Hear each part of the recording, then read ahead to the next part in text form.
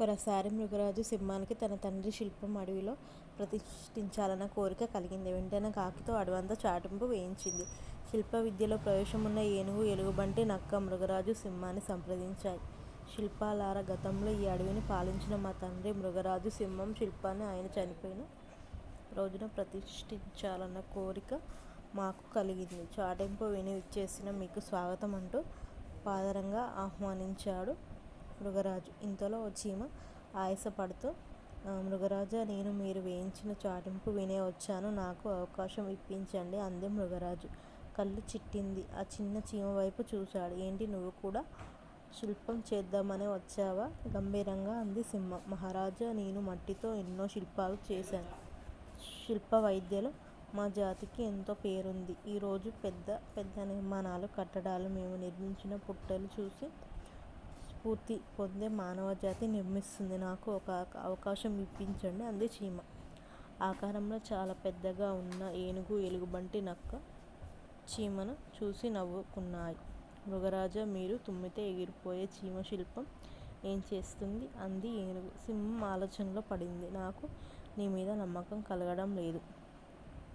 అయినా నీకు అవకాశం ఇస్తాను. మీలో ఎవరి పనితనం గొప్పగా ఉంటే వారికి విలువైన కానుకలతో పాటు ఆస్థాన త్యాగం పదవి అందజేస్తాను అంది సింహం. సింహం తనను నమ్ముకున్న అవకాశం ఇచ్చినందుకు సంతోషించింది చీమ.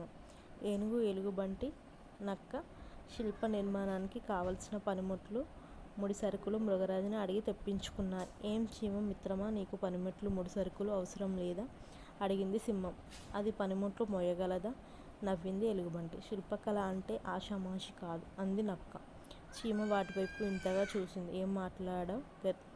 గర్జించాడు మృగరాజు. మహారాజా, నాకు 4 అడుగుల నేల ఇప్పించండి చాలు అంది చీమ. మృగరాజు చీమ కోరిక మీద 4 అడుగుల స్థలం చూపించాడు. ఇక అవన్నీ తమ పనిలో నిమగ్నం అయ్యాయి. సింహం అక్కడి నుండి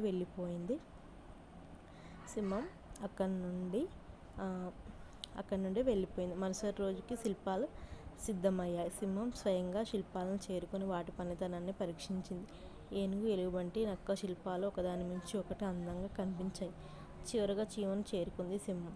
చీమ తను చెక్కిన శిల్పాన్ని మృగరాజుకు చూపించింది. అంతే, మృగరాజు ఆశ్చర్యపోయాడు. తన తండ్రి తన ఎదురుగా నిల్చున్నంత మహా అద్భుతంగా ఉందా శిల్పం? పనిముట్లు లేకుండా కేవలం మట్టితో తన కళ నైపుణ్యాన్ని ప్రదర్శించి మలిచిన శిల్పం అది.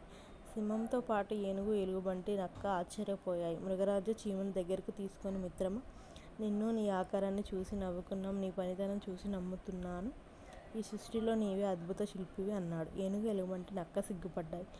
జన్మతోనూ చీమలు శిల్పాలుగా గ్రహించాయి. అందుకే అవి ఎంతో అందంగా నిర్మించుకున్న పుట్టల్ని పాములు దౌర్జన్యంగా ఆక్రమించుకుంటాయని తెలుసుకున్నాయి. చీమకు విలువైన కానుకలతో పాటు ఆస్థాన శిల్ప పదవి ఇచ్చి గౌరవించింది సింహం. ఇతరులు మనల్ని చూసి నవ్వుకున్న మన మంచితనం చూసి నమ్ముతారు. పనికి ఉన్న గొప్పతనం అని అనుకుంది.